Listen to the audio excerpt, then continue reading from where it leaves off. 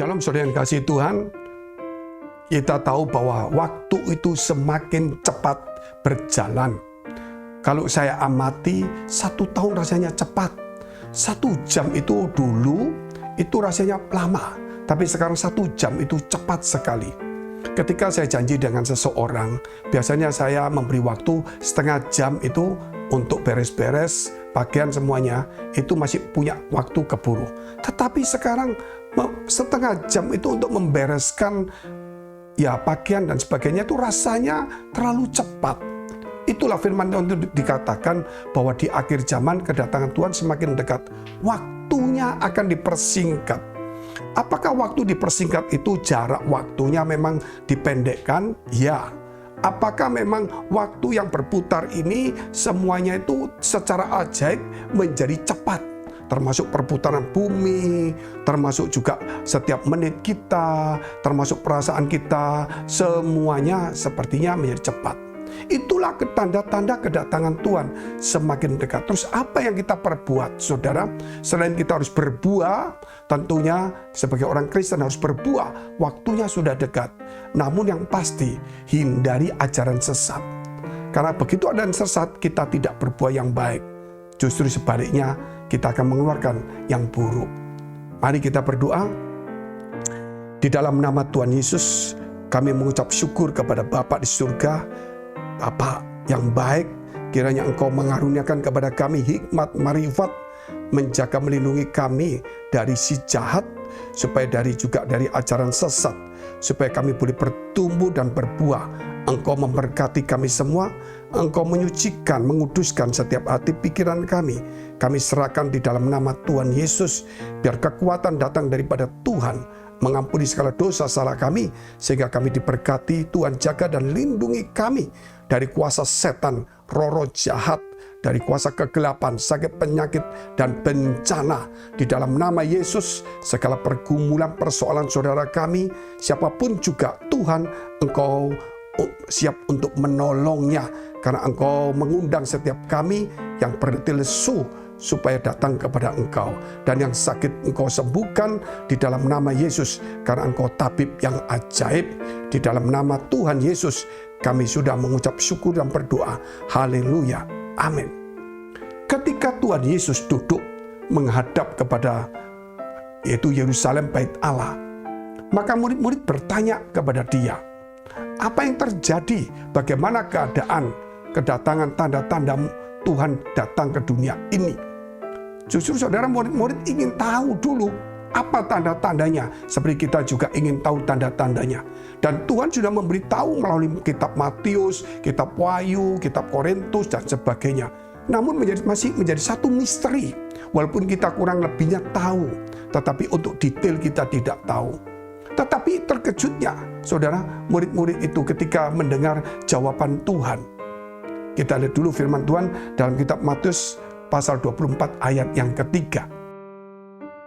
Ketika Yesus duduk di atas bukit Zaitun, datanglah murid-muridnya kepadanya untuk bercakap-cakap sendirian dengan dia. Kata mereka, katakanlah kepada kami, bila manakah itu akan terjadi? Dan apakah tanda kedatanganmu dan tanda kesudahan dunia? Inilah yang ditanyakan oleh para murid-murid. Apa tanda kedatanganmu dan kesudahan dari dunia? Semua orang pasti ingin tanya seperti itu. Sampai sekarang juga, saudara, kalau kita melihat dengan situasi pandemi seperti ini, masih terjadi pro kontra. Tentang adanya vaksin ini, model ini, ada ini, terlalu bercabang-cabang, saudara. Tetapi kita lupa bahwa, saudara, bahwa dengan adanya kalau kita divaksin itu tidak mengubah iman kita. Bahkan semakin kita bisa beribadah, karena kita bisa memulai gereja kita boleh beribadah, karena salah satu syarat, saudara, untuk kita bisa berkumpul beribadah di dalam gereja kita, atau di mall, atau di gedung di mana kita sewa tempat itu, adalah kita harus divaksin. Tetapi sayangnya orang-orang berpikir bahwa vaksin itu antikris, di ini dan itu. Itulah pendapat, saudara, terlalu kecil. Murid-murid bertanya, tetapi Tuhan memberikan juga jawaban. Tetapi nanti kita akan lihat jawaban Tuhan itu apa. Tapi kita kembali dulu lagi tentang vaksin ini. Kalau kita lihat di dalam Wahyu 13 memang dikatakan bahwa antikris akan memberikan tanda di tangan maupun di dahi supaya mereka tidak berjual dan beli dan sebagainya. Sehingga mereka harus menyembah patung itu, menyembah patung itu. Kalau kita melihat di dalam kitab Wahyu pasal 7, pasal 9, Tuhan juga memberikan tanda di tangan dan di dahi supaya setiap orang itu luput dari penyakit atau wabah itu. Nah, kalau kita anggap saudara vaksin ini seperti tanda antikris, saudara harus berpikir ulang. Kalau ini vaksin ini kita anggap sebagai salah satu bagian dari kitab Wahyu supaya kita tidak kena wabah itu juga bisa dipikirkan. Nah, sayangnya saudara, akhirnya kita menjadi egois, yaitu ada orang yang tetap punya pendirian itu, akhirnya membuat orang lain tidak perlu divaksin, bahkan mungkin ada orang sampai membeli vaksin kosong dengan sertifikat supaya masuk. Ini kan sesuatu yang tidak bagus. Kalau dia sakit akan menularkan banyak orang, tidak membuat orang lain menjadi tenang, saudara. Vaksin atau tidak, tanda atau tidak, saudara, chip atau tidak, sekarang zamannya sudah zaman chip, semua pakai chip. ATM pakai chip, semua pakai chip. Dan itu dulu ditentang, sekarang tidak ada yang menentang. Berarti apa yang dulu kita anggap benar ternyata salah. Karena bukan chipnya, bukan tanda barangnya. Tetapi saudara adalah apa yang membuat kita, iman kita berpindah. Itulah yang menentukannya. Kalau tanda barang itu saudara membuat kita semakin dekat dengan Tuhan, nggak ada masalah. Kecuali tanda itu membuat kita semakin jauh. Nah, itu memang tidak baik. Sehingga jadi dewasa, saudara, orang-orang Kristen, supaya jangan kena ajaran sesat yang kemudian, saudara, kita menjadi cemoohan, kita menjadi perbantahan, perdebatan, gereja tidak akan maju. Sebab itu, Yesus katakan apa? Untuk menjawab tentang apa kedatangan Tuhan dan kesudahan daripada dunia ini. Kita lihat dulu, yaitu ayat yang keempat. Jawab Yesus kepada mereka, waspadalah, supaya jangan ada orang yang menyesatkan kamu. Waspadalah, supaya jangan ada orang yang menyesatkan kamu. Inilah penyesatan-penyesatan. Zaman dulu kita sudah dikasih tahu angka 66 itu antikris. Memang ada begitu, saudara.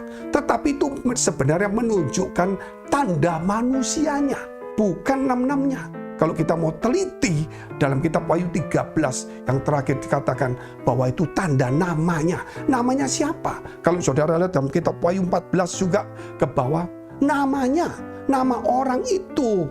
Jadi bukan tandanya dengan adanya handphone nomor 666. Mungkin saudara kita tidur mungkin di lantai 66, kamar 6, saudara takut antikris gitu loh. Mungkin kita juga punya banyak hal yang angka 666 itu, saudara.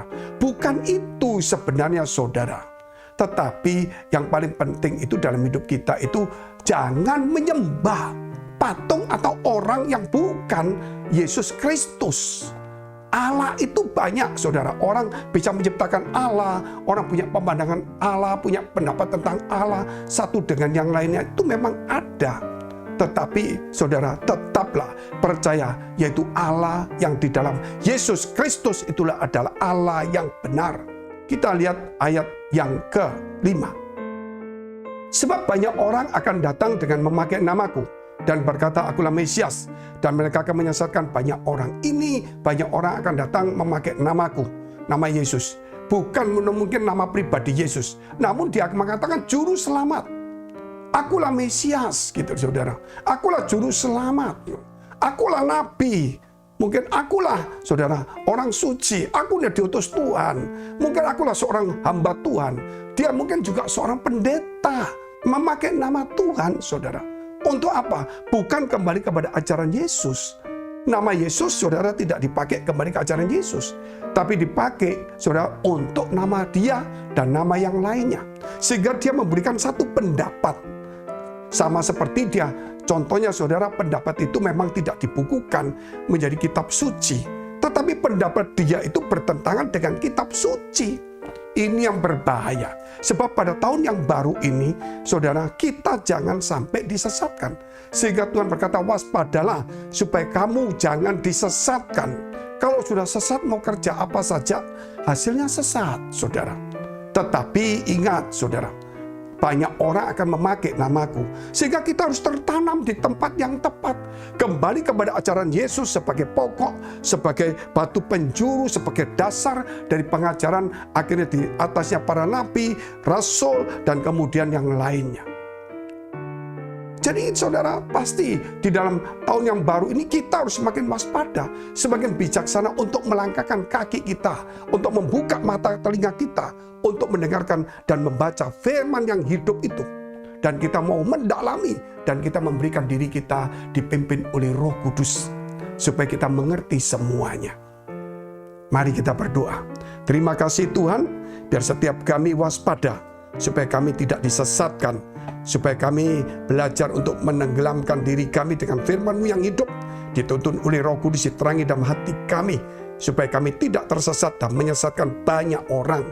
Di dalam nama Tuhan Yesus, Engkau mengampuni segala dosa salah kami, sehingga kami, Tuhan, Kau berkati, dijauhkan dari segala bencana, sakit, penyakit, kuasa kegelapan, orang-orang jahat.